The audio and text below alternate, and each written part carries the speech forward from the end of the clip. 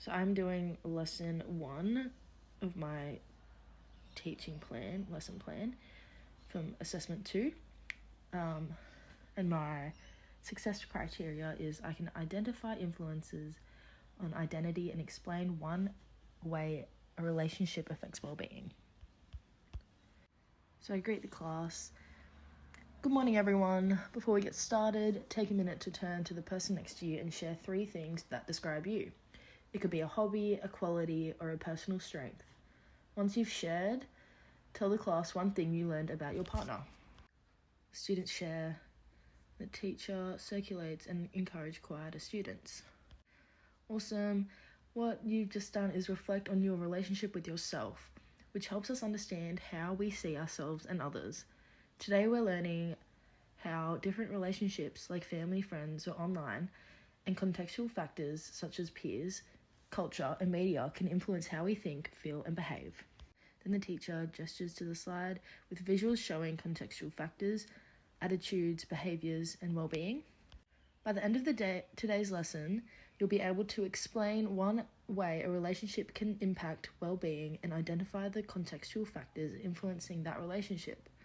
This links directly to the Year 8 Health and PE outcome, PH4SHW01, which focuses on how contextual factors affect safety and health and well-being. So let's look at a quick example.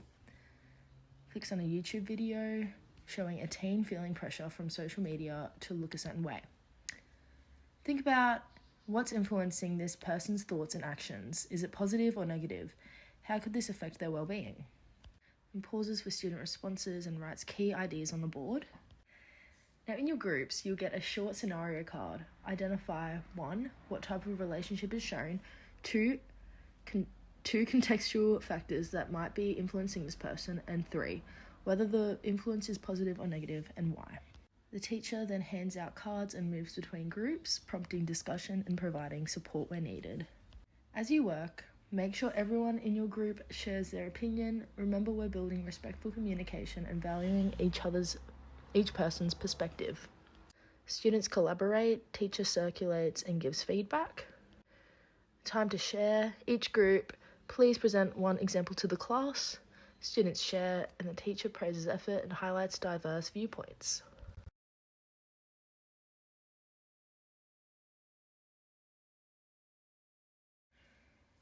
So explaining the teaching strategies and ICT integration. So in this micro-teaching demonstration, I've applied 3 key effective teaching strategies. First one is explicit instruction. I clearly stated learning intentions, modeled thinking, and provided a step-by-step guidance. This aligns with the AITSL Standard 3.3, focusing on using structured teaching to support student engagement and understanding. Second, I used collaborative learning. Students worked in small groups to analyse case studies. This supports peer learning and inclusion, addressing AITSL Standard 4.1 and the Quality Teaching Framework's Quality Learning Environment, where collaboration and respect are emphasised. Use of ICT. I incorporated a short YouTube clip to illustrate real-world influences on well-being. ICT increases engagement, accessibility, and relevance, catering to diverse learning preferences, including visual, auditory, and social.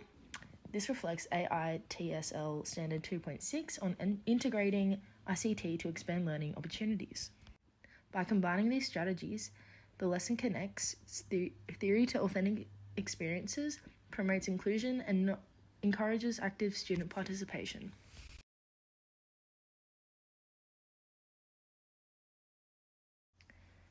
Reflective critique. Becoming a reflective and responsive teacher means constantly evaluating the impact of my teaching on student learning. In this lesson, engagement was high during the group scenarios and video discussion, showing that students respond well to relatable real-life context. However, next time I could improve transitions between activities to minimize downtime and maintain focus, a key element of preventative classroom management. I could also provide differentiated task prompts to support students who need extra scaffolding while extending those who finish early. Two strategies that particularly assist with preventative management are clear routines and expectations. Visible success criteria and structured tasks keep students focused and confident. And then positive reinforcement and proximity. Moving around the room and acknowledging effort promotes respectful on-task behaviour. Reflecting on these approaches helps me adapt my teaching to meet the needs of all students and learners, continually improve my classroom practice in line with a quality teaching framework, dimension of reflection, and AITSL Standard 6.1.